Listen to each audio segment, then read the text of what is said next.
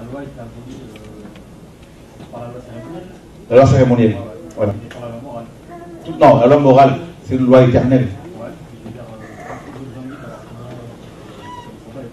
Ouais, Exode chapitre 20, verset 8, bien sûr. Justement. Et les 10 paroles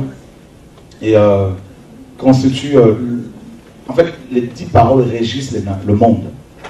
Tu verras que même en Asie, en Chine, où les gens travaillent tout le temps, ils ont quand même ne serait-ce qu'un jour de repos.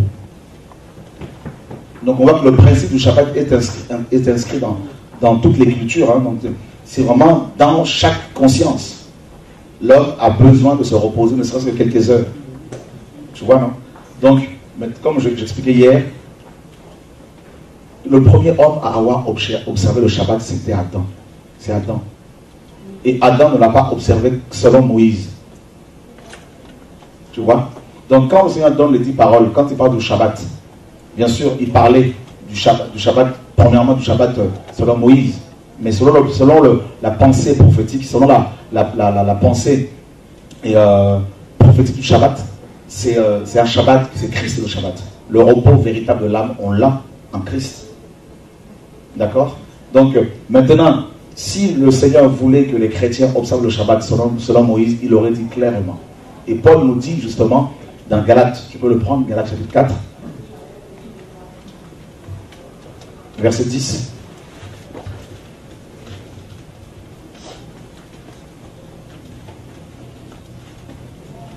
Comme je disais hier, je suis passé par l'adventisme du 7e jour. Il y a 23 ans, 24 ans de cela. 4, 10. Vous observez les jours, les mois, les temps et les années. Je crains d'avoir inutilement travaillé pour vous. Tu vois? C'était le piège dans lequel étaient tombés les Galates. Ils commençaient de nouveau à observer les jours, les mois, les... Voilà. Prends Colossiens chapitre 2, versets 16 à 18, s'il te plaît.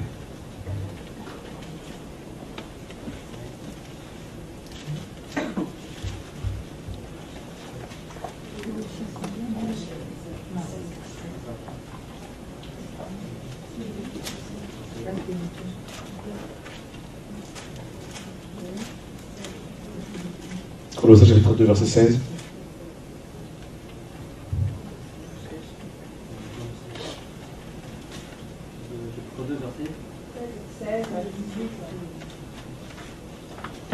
Par rapport au temps, dès que quelqu'un a trouvé, il pourra le lire, il n'y a pas de souci. Que personne donc ne juge au sujet du manger ou du boire, ou au sujet d'une fête, d'une nouvelle lune, ou des sabbats.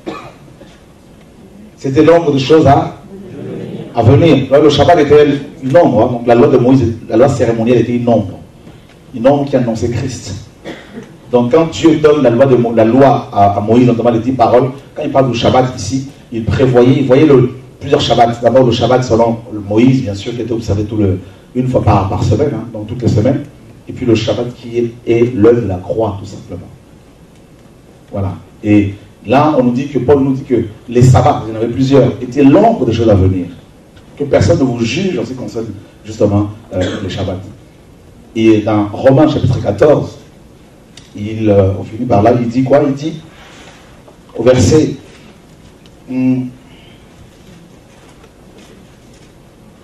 6. Celui qui distingue entre les jours agit ainsi pour le Seigneur. Celui qui mange, c'est pour le Seigneur qui mange, car il rend grâce à Dieu. Verset 5. Tel fait une distinction entre les jours, tel autre les estime tous égaux. Que chacun ait en son esprit une pleine conviction. Voilà, tu vois, non? Donc, c'est ça la liberté en Christ que nous avons. Donc, si quelqu'un dit, moi, je vais prier, je vais observer le Shabbat, mais s'il le dit cela, il faudrait qu'il observe selon Moïse dans ce cas-là. Et là, il aura vraiment des problèmes. Parce que si tu veux observer une seule loi mosaïque, il faudrait observer toutes les lois, comme Jacques le dit.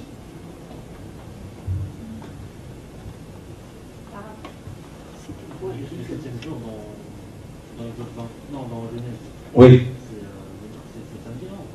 Le 7e jour, et prophétiquement, c'est même pas le samedi. Ça peut encore vous choquer. Nous avons parlé de 7 âges. D'accord? C'est le royaume C'est le 7e âge. C'est un Shabbat prophétique. Regarde. Tu vois les 7 jours de la semaine. Et le Seigneur s'en est servi, s'en sert. En fait, ça vient de l'homme de toute façon. Ça vient de l'homme. Le Seigneur se sert de ce jour-là comme des prophéties pour nous révéler, nous parler des temps à venir.